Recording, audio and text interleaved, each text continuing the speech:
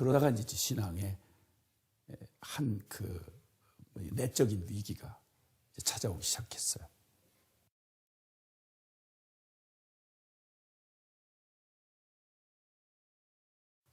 주님이 닮아지질 않는 거예요.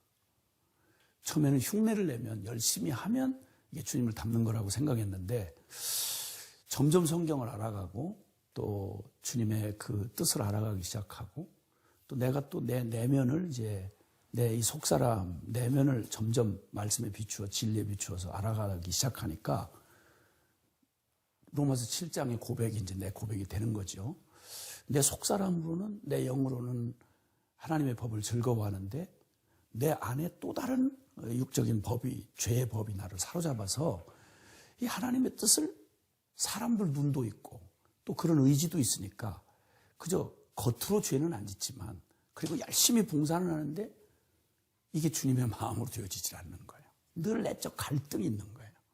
혈기가 있고 분노가 일어나고 용서하기가 그렇게 어렵고 사랑이 저절로 안 되고, 그러다 보니까 이런 육적 소욕은 그냥 그것만 있는 게 아니라 성경 말씀처럼 음란과 부정과 사욕과 악한 정욕과 탐심, 이런 이 육적 자아의 이런 그 내면의 막 갈등이 일어나는데 이걸 이기기가 어려운 거예요.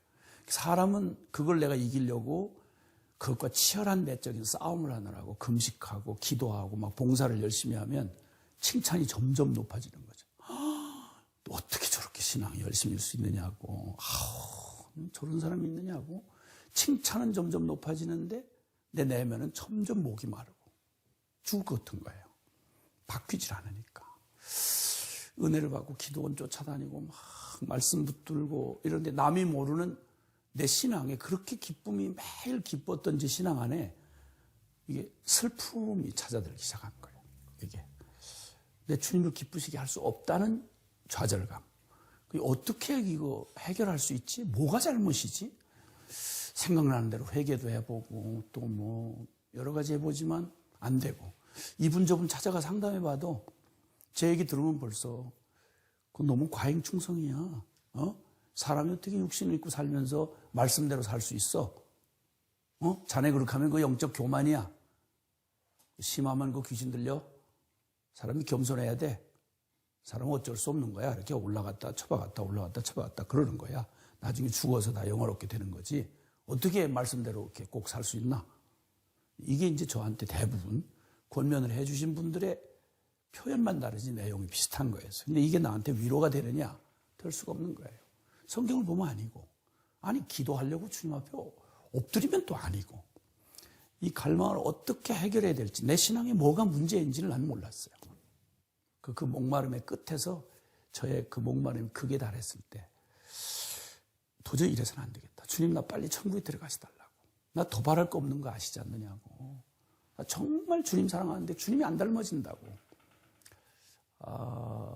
그럴 때 주님이 그 목마름을 쭉 준비해 오시다가 결정적인 저의 그 숨겨진 그런 믿음이 아니었던 저의 최선의 그 실체를 드러내시는 그런 계기를 하나 마련해 주셨어요. 그게 이제 말로 하자면 이제 사명자로 저를 부르시는 일이었는데, 저는 꿈에도 제가 사명자가 된다거나 또 혹은 뭐 지금의 저의 모습, 이렇게 복음 전도자로 전임 사역으로 이렇게 하나님 앞에 온전히 이렇게 성직자로 이렇게 부름을 받는 얘기는 꿈도 꿔보지 못한 일이었어요. 왜냐하면 나는 해당 사항이 아니니까. 나는 평신도고, 그리고 내가 꿈꾸는 건 대한민국에서 제일 칭찬받는 장로 되는 거. 그게 최고의 꿈이었고, 또 제가 제 처지를 잘 아니까 나는 그런 생각하는 자체가 그건 망발이고 하나님 앞에 분수에 넘는 생각이다. 나는 겸손한 생각으로라도 주님이 혹시 시킨데도 내가 황공하오나 이렇게 그건 아닙니다. 이렇게 반려를 하겠다는 마음을 가진 게 저는 바른 생각이라고 생각을 해왔던 사람이었죠. 근데 순전히 겸손한 것만은 아니었다는 게 나중에 밝혀진 건데, 솔직한 말로 제가 목사님의 삶을 너무 옆에서 가까이 지켜보니까 겁났던 거지. 그러니까 순교보다 더 어려운 게 저 산 순교자가 저 목회자구나. 옆에서 보니까 제일 외롭고, 그때만 해도 얼마나 또 목회자들이 어려웠어요. 또 그걸 또 다 하늘만 쳐다보고 살아야 되는 이런 막막한, 이런 대책 없는 삶. 이게 도대체 생각만 해도 슬퍼지는 거고, 이거는 이거는 난 그럴 능력이 없다. 이렇게 생각을 했던 거죠. 그게 그러니까 제가 30 넘자마자, 그러니까 제가 20대 초반에 예수님을 만나서 이제 10년 만에 제가 그 주님의 직접적인 콜링을 받고, 그것을 순종을 못해서 한 1년 정도를 막 말하자면 주님 앞에 아주 깊이 다룸을 받았죠. 그때 당시 사업을 한다고 하다가 갑자기 부름받아가지고 들어앉아가지고 그냥 하나님 앞에 주의 종을 부름받았다고 앉아서 가족들하고 예배만 드리고 앉아있는데, 누가 먹여줄 게 아니잖아요. 재산을 모아놓은 것도 아니고.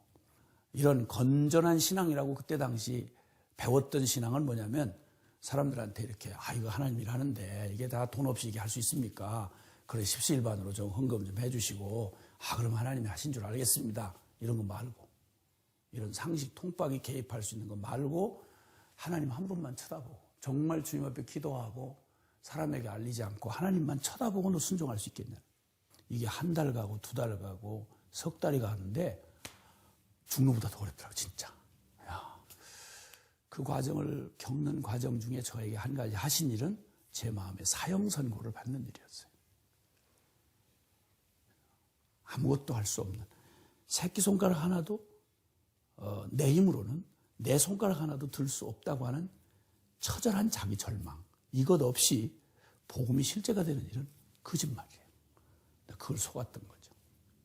내 죄를 용서해 주셨으니까 이제는 내가 주님을 위해서 살아야지. 이걸 주님이 10년 동안 지켜보시고 저의 사망 선고가 내려질 때까지 기다리신 거예요. 그리고 제가 털썩 주저앉아서 살았다는 느낌이 들지 않도록 마음에 사형 선고를 내리신 다음에, 내가 할 수 있다 없다를 말하는 거, 어떤 일은 하고 어떤 일은 못합니다라고 하는 말은 철저히 기준이 나잖아요. 요건 보니까 내가 할 수 있을 만한 일이고, 아무리 하나님 일이지만, 그러나 이거는 하나님이 도와주신데도 이건 불가능합니다. 이 생각 자체가 철저히 제 중심이라는 걸, 이걸 깨닫는데 그렇게 오래 걸렸어요. 나중에 주님이 그 마지막 연단을 끝내실 무렵에 제게 응답으로 주신 게 바로 뭐냐면, 이 새끼손가락 하나도 자기 힘으로 들 수 없다고 하는 전적인 자기 포기는 하나님의 절대 은총을 가져옵니다. 전적인 자기 포기는 하나님의 절대 은총을 가져옵니다. 이 응답이었어요. 그러고 나니까 이제는 할 수 있다 없다 하는 말하는 이 자체가 이게 얼마나 악인지를 깨닫게 하신 거예요. 내가 할 수 있는 일은 뭐며 없는 일은 뭐겠어요. 새끼손가락 하나도 못 드는데, 그러면 아프리카 전체를 다 맡기면 못할 게 뭐 있어. 주님이 한다는데, 내가 하는 게 아니고 주님이 하신다는데, 나를 통해서. 그때 10년 신앙생활에 가장 최고의 하나님이 기뻐하시는 최고의 선물을 드렸는데, 그게 뭐냐면 그때 아멘 한 거예요. 주님 사인만 하십시오. 그럼 내가 할 수 있다 없다는 내가 더 이상 말할 수 있는 존재가 아닙니다. 오자 오케이자입니다. 오케이, 그런 말이죠. 주님 사인만 하세요. 나한테 설득도 하지 마세요. 앞으로는 너 이거 좀 해야 되겠는데, 대한민국을 맡겨야 되겠는데 너 할래? 묻지 마세요. 그냥 사인만. 그 대답을 해드리고 내 영혼의 기쁨은 예수님 처음 만날 때 그 회심할 때 그 기쁨, 그 다음에 최대의 기쁨이었어요. 내가 하나님을 가장 영화롭게 한 순간, 그게 바로 내가 순전한 믿음으로 주님을 이제 기쁘시게 한 순간이라고 하는 이 믿음, 이 확신, 그 감격스러웠던 그날에 주님이 내게 10년의 주님을 향한 눈물겨운 저의 삶을 정리해 주시면서 이렇게 깨닫게 해주신 거예요. 야, 사랑하는 아들아, 네가 10년 동안 나를 위해서 눈물겹게 너의 최선으로 살아준 건 이해한다. 인정한다. 그건 사실이니까. 주님도 인정하면 나도 사실이니까. 근데 나는 너를 한 번도 지금까지 10년 동안 한 번도 내 뜻대로 써본 적이 없다. 왜냐하면 너의 그 남겨진 1% 때문에. 남겨진 1%. 다른 건 다 하겠습니다. 그런데 요것만은 못 하겠습니다. 죽는 데까지라도 가겠습니다. 그러나 이것만은 못합니다.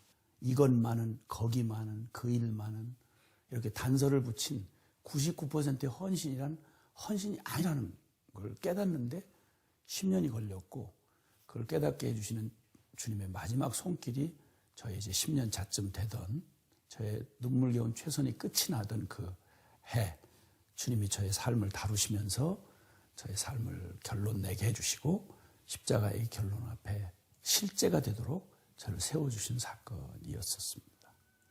그날 이후로 지금까지 저는 누구도 부럽지 않아요. 저는 최고의 영광을 주님 앞에 돌려드리고 있다고 저는 확신해요. 그리고 너무나 분명하게 성령께서 기쁨을 주시니까 내가 누구와 비교를 하겠어.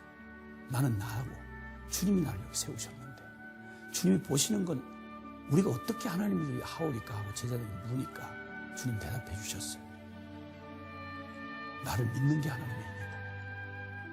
이 말의 의미를 전 십자가 복음을 통해서 깨달은 거죠. 그날 이후로 한 번도 뭘 해야 되겠다는 고민을 해본 적이 없어요. 30년째인데 제가 그날 이후로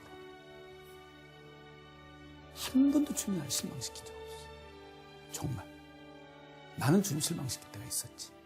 가끔 두려워서 혹은 믿음을 쓰지 못해서. 근데 주님이 정말 신실하셨어요. 한 번도 그 이 성경에 있는 언약을 어긴 적이 없어요.